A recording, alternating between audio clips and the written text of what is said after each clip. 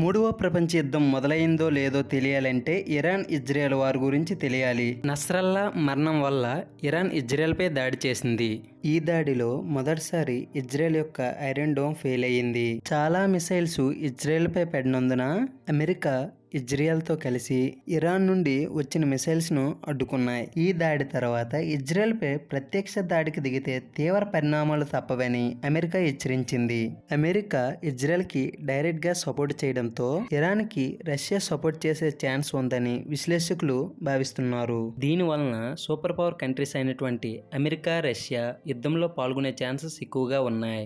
దీనంతటికీ ఇజ్రాయెల్ హెజ్బుల్లాపై దాడి చేయడమే. ఈ హెజ్బుల్లా అనేది లెబనాన్లో ఉండే పొలిటికల్ పార్టీ, మిలిటెంట్ ఆర్గనైజేషన్ కూడా. ఇజ్రాయెల్ వీళ్ళ మీద అటాక్ చేసి వీళ్ళ లీడర్ అయినటువంటి నస్రల్లాను చంపేసింది. దీనికి ఎగ్నెస్ట్ గా ఇరాన్ బాలిస్టిక్ మిసైల్స్ తో ఇజ్రాయెల్ పై దాడి చేసింది. ఈ యుద్ధం గురించి పూర్తిగా తెలియాలంటే ఉమ్మా గురించి తెలియాలి. హెజ్బుల్లా అధినేత నస్రల్లాని చంపితే ఇరాన్ ఎందుకు అంతగా రియాక్ట్ అయింది? అసలు హిజ్బుల్లా ఎవరు? హమాస్కు పాలిస్తాన్కు సంబంధం ఏంటి? మూడవ ప్రపంచ యుద్ధం వస్తే ఇండియా ఇటువైపు ఉంటుంది. అసలు ఈ యుద్ధం ఎలా మొదలైంది అనే విషయాలు తెలియాలంటే ఈ వీడియో పక్కా చూడాల్సిందే. ఈ వీడియో చాలా ఇంట్రెస్టింగ్ గా ఉంటుంది. ఈ వీడియోలోకి వెళ్లే ముందు చిన్న రిక్వెస్ట్ ఫ్రెండ్స్, నా ఛానల్ ని సబ్స్క్రైబ్ చేసి పక్కనే ఉన్న బెల్ సింబల్ ని ప్రెస్ చేయండి. హలో ఫ్రెండ్స్, వీడియో స్టార్ట్ చేసే ముందు చిన్న ప్రశ్న, లెబనాన్ రాజధాని ఏది? ఈ ప్రశ్నకు ఆన్సర్ వీడియోలో ఉంటుంది. ఎంతమంది ఈ ప్రశ్నకు ఆన్సర్ చేస్తారో చూద్దాం. పదండి ఇక వీడియోలోకి వెళ్ళిపోదాం. కొన్ని వేల సంవత్సరాల క్రితం మిడిల్ ఈస్ట్ మ్యాప్ ఈ విధంగా ఉండేది. ఇక్కడ ఇజ్రాయెల్ రాజ్యము ఉండేది, పాలస్తీనా రాజ్యం కూడా ఇక్కడ ఉండేది. ఇండియాలో హిందువులు ఎలాగైతే ఎక్కువగా ఉంటారో ఇజ్రాయెల్లో జూస్, పాలస్తీనాలో ముస్లిమ్స్ కూడా అలానే ఉండేవారు. చుట్టుపక్కల అన్ని రాజ్యాల్లో కూడా ముస్లిమ్స్ ఎక్కువగా ఉండేవారు. ఇక్కడ ఉమ్మా గురించి చెప్పాలంటే ముస్లిమ్స్ అందరూ బ్రదర్స్ అని, వాళ్ళలో ఏ కష్టం వచ్చినా ఇంకొకరికి సాయం చేయాలని అర్థం. కొన్ని సంవత్సరాల తర్వాత ముస్లిమ్స్ అందరూ ఇజ్రాయెల్లో బాగా స్ప్రెడ్ అయ్యారు. దీని వలన మత ఘర్షణలు బాగా పెరిగాయి. దీని వలన యుద్ధాలు కూడా జరిగాయి. ఇంకోవైపు రెండవ ప్రపంచ యుద్ధం ముగింపు దశకు వచ్చింది. రెండవ ప్రపంచ యుద్ధం ముగిసిన తర్వాత అన్ని దేశాలు యుద్ధం రాకుండా ఉండడానికి యుఎన్ఓని ఏర్పాటు చేశాయి. ఈ యుఎన్ఓ ఇజ్రాయెల్ పాలస్తీన్ ప్రాబ్లంకి సంబంధించిన సొల్యూషన్ ఆలోచించింది. ఈ యుఎన్ఓ పాలస్తీనాను, ఇజ్రాయెల్ను రెండు దేశాలుగా విభజించింది. జ్యూస్ ఎక్కువగా ఉన్న ప్రాంతాన్ని ఇజ్రాయెల్ గాను, ముస్లిమ్స్ ఎక్కువగా ఉన్న ప్రాంతాన్ని పాలస్తీనా కంట్రీగా చేసింది. క్రిస్టియన్స్కి, జ్యూస్కి, ముస్లిమ్స్కి కామన్గా ఉన్న జెరూసలంను యుఎన్ఓ తన కంట్రోల్లోకి తీసుకొని స్పెషల్ ఇంటర్నేషనల్ రీజియన్గా చేసింది. జ్యూస్ ఈ ప్లాన్ని యాక్సెప్ట్ చేసి 1947 సంవత్సరంలో ఇజ్రాయెల్కి స్వాతంత్రం ప్రకటించుకున్నారు. కానీ పాలస్తీనాలో ముస్లిమ్స్ మాత్రం ఈ ప్లాన్ యాక్సెప్ట్ చేయలేదు. ఎందుకంటే 60 లక్షల జనాభా ఉన్న జ్యూస్కి 60% భూమి ఇచ్చి 13 లక్షల జనాభా ఉన్న ముస్లిమ్స్కి 40% భూమి మాత్రమే ఇచ్చారు. 2 రెట్లు ముస్లిమ్స్ జనాభా ఉన్న 40% భూమి మాత్రమే ఇవ్వడంతో పాలస్తీనా ఇజ్రాయెల్పై యుద్ధంకి దిగింది. దీంతో పాలస్తీనా సపోర్ట్గా చుట్టుపక్కల ముస్లిమ్స్ కంట్రీస్ యుద్ధానికి దిగాయి. ఈ యుద్ధంలో కూడా ఇజ్రాయెలే గెలిచింది. యుద్ధంకు ముందు మ్యాప్ ఈ విధంగా ఉంటే యుద్ధం తర్వాత మ్యాప్ ఈ విధంగా ఉంది. రెడ్ సర్కిల్లో మార్క్ చేసిన ప్లేసెస్ ను ఇజ్రాయెల్ ఆక్రమించింది. దీంతో పాలస్తీన్స్ యుద్ధం భయంతో దేశం విడిచి చాలా మంది వెళ్ళిపోయారు. 13 లక్షల ముస్లిమ్స్ ఉన్న పాలస్తీనాలో 150,000కు తగ్గిపోయింది. పాలస్తీనా మిగిలి ఉన్న భూభాగాన్ని గాజా అని పేరు పెట్టారు. దీన్ని గాజా స్ట్రిప్ అని కూడా అంటారు. గాజా ప్రజలు ఇజ్రాయెల్ భూభాగాన్ని దక్కించుకోవాలని ఇజ్రాయెల్తో గొడవ పడుతూ ఉన్నారు. 1967లో Syria, Egypt, Lebanon, united Arab countries కలిసి ఇజ్రాయెల్పై యుద్ధానికి వచ్చాయి. ఆ యుద్ధంలో ఇజ్రాయెలే గెలిచింది.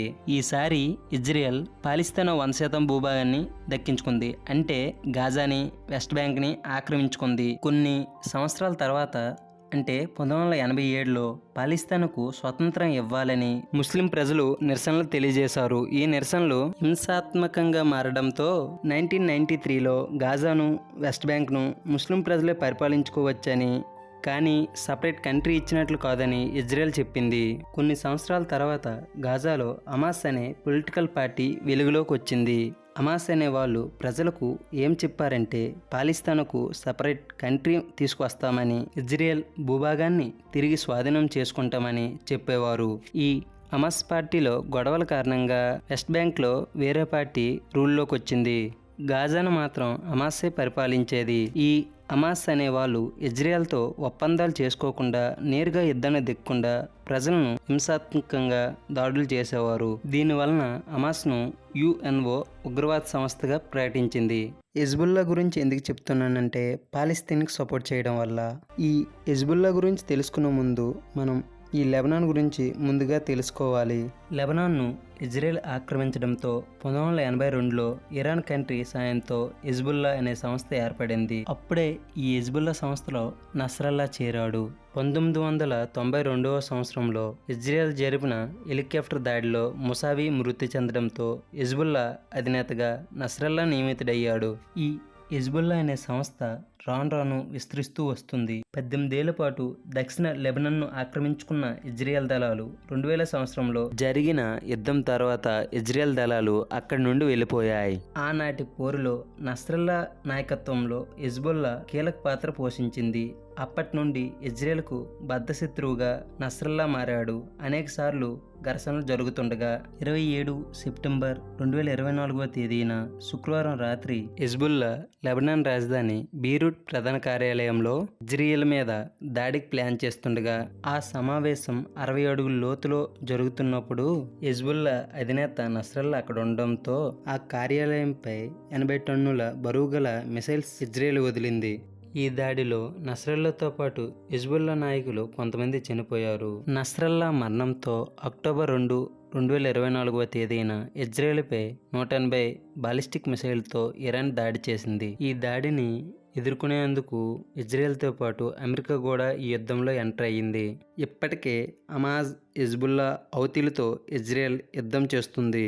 దీంతో పాటు మిడిల్ ఈస్ట్ దేశాలైన ఇరాక్, తుర్కీ, యెమెన్, లెబనాన్, సిరియా ఇజ్రాయెల్పై తీవ్రంగా విరుచుకుపడే అవకాశం ఉంది. ఈ దేశాలకి రష్యా సపోర్ట్ చేసే అవకాశం ఉంది. మిడిల్ ఈస్ట్ దేశాలు ఇజ్రాయెల్పైకి యుద్ధంకి వస్తే నేరుగా అమెరికా, ఆస్ట్రేలియా, బ్రిటన్, ఫ్రాన్స్ యుద్ధంలో దిగే అవకాశం ఎక్కువగా ఉంది. ఇటు ఇజ్రాయెల్, అటు ఇరాన్ రెండు మిత్ర దేశాలే కాబట్టి ఇండియా యుద్ధంలో పాల్గొనే అవకాశం తక్కువగా ఉంది. కానీ డైరెక్ట్గా ట్రేడింగ్ విషయంలో కానీ ఇండైరెక్ట్గా కంట్రీ రిలేషన్షిప్ విషయంలో కానీ డ్యామేజ్ అయ్యే అవకాశం ఎక్కువగా ఉన్నది. 3వ ప్రపంచ యుద్ధం రాకుండా ఉండాలని మనం అందరం కోరుకుందాం.